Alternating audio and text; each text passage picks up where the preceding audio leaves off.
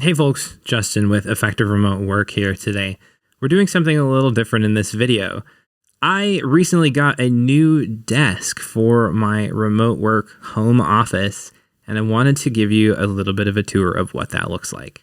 I had moved into this house in my office here, it was almost 2 years ago now, but when I did, I never really even gave a second thought to the equipment that I had in my office, the things that I was using, and so I figured now would be a great time to try to do that. Before we start today's video, I wanted to give you a free gift.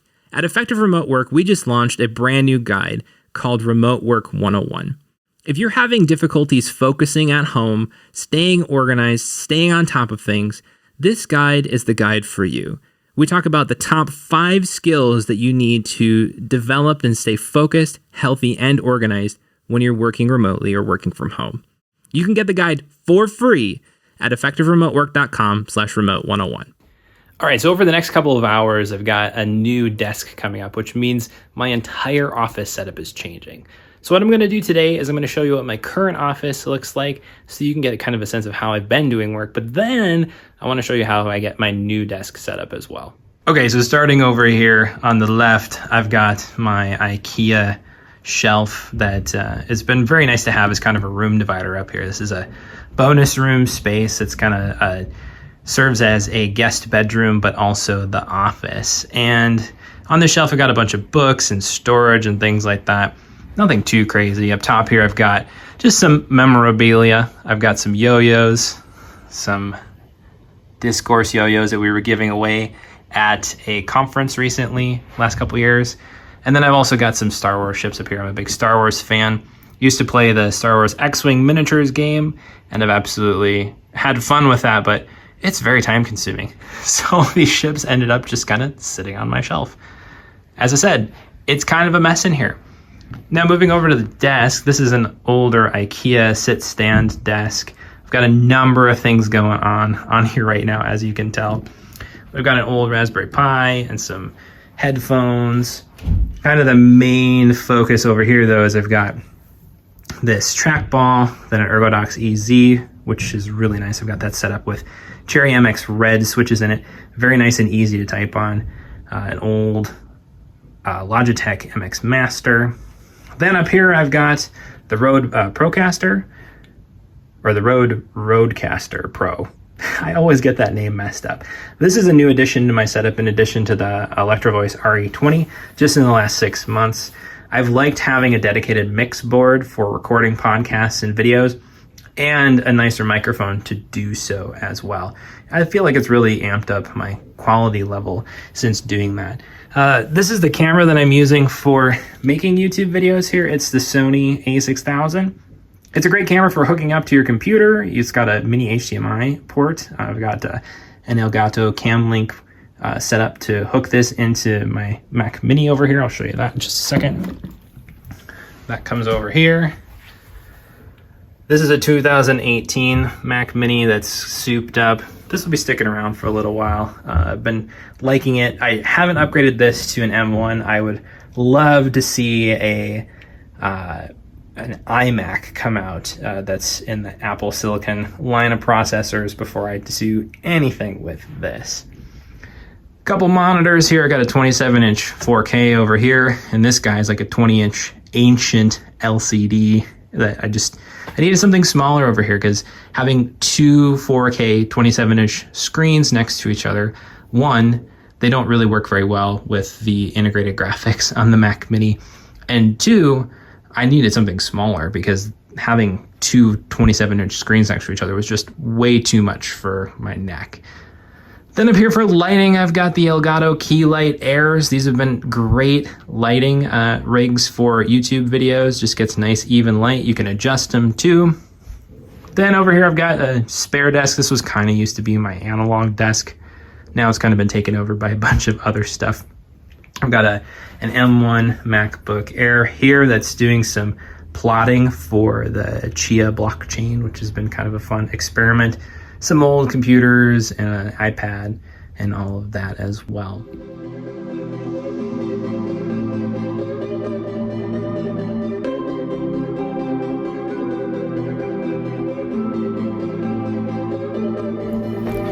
So now that we've got the desk top out, this is the uplift desk with the acacia butcher block top. I'm going to start getting the desk set up itself.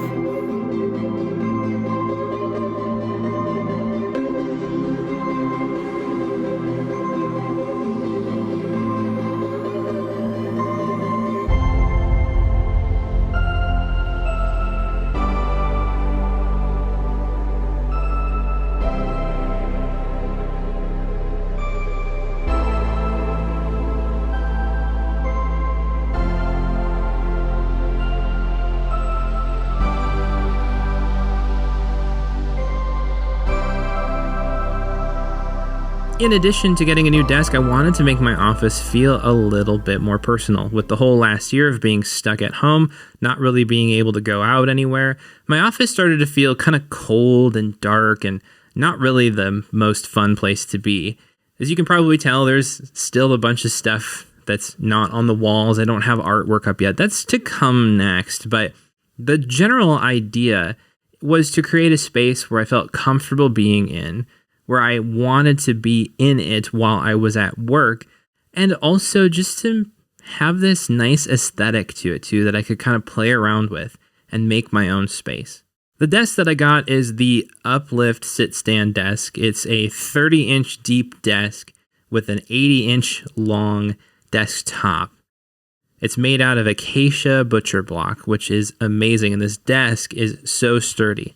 The desk that I had previously was an IKEA sit-stand desk, which was really nice. It's only 5 foot wide, 30 inches deep. It did the job, and it still does the job. But I wanted something that had a little bit more class, that wasn't just black. And so that's why I went with the acacia butcher block.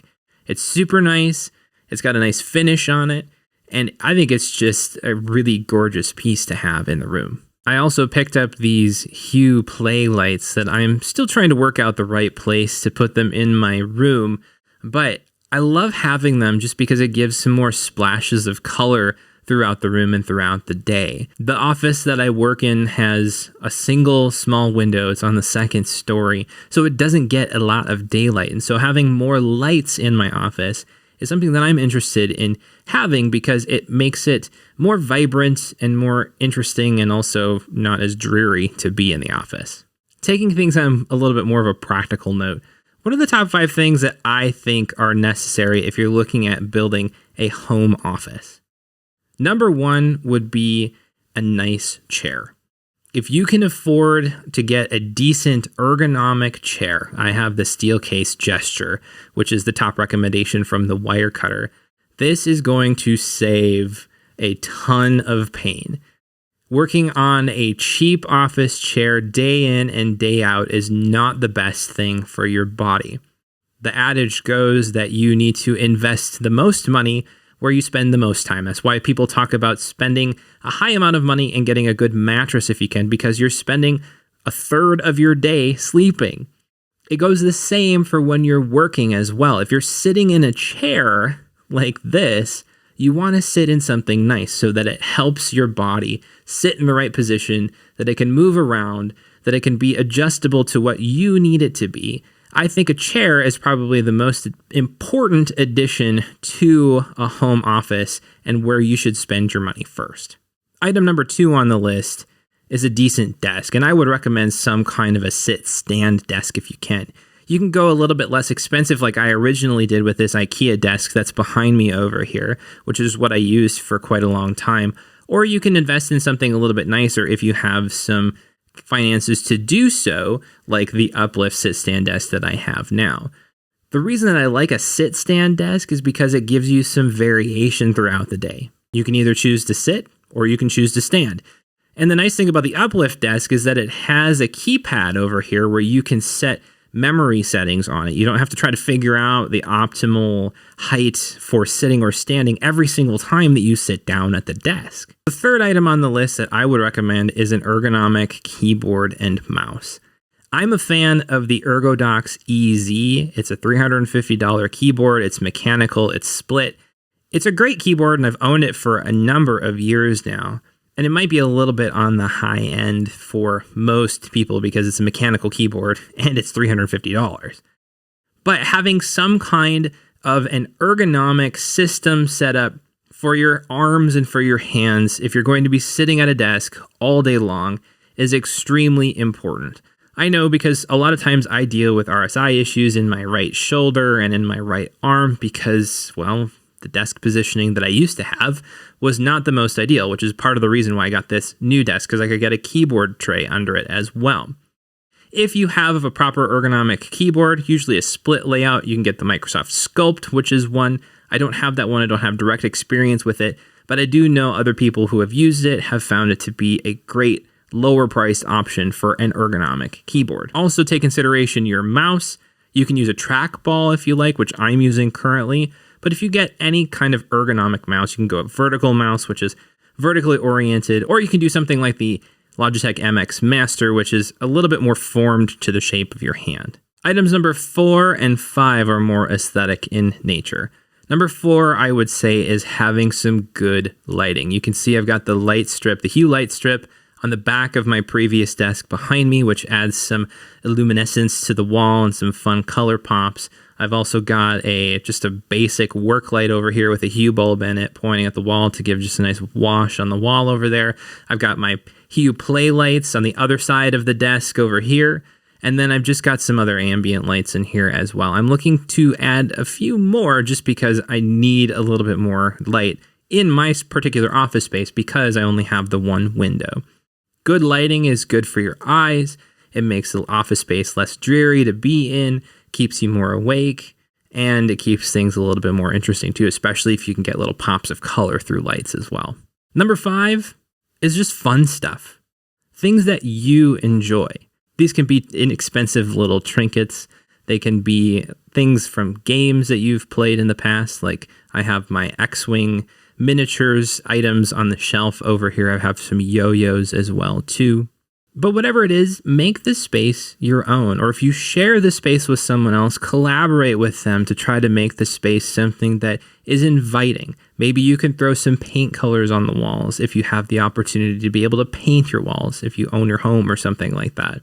Well, that wraps things up for this video. I hope you found these tips for putting a home office together helpful. If you did, be sure to subscribe, like the video, and let me know in the comments, what are you putting in your home office? What are some of the essential items that you have? Do any differ from this list? I'd love to hear from you.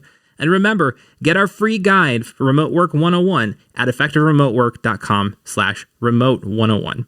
Again, my name is Justin with Effective Remote Work. Thanks for watching, and I'll talk to you in the next video.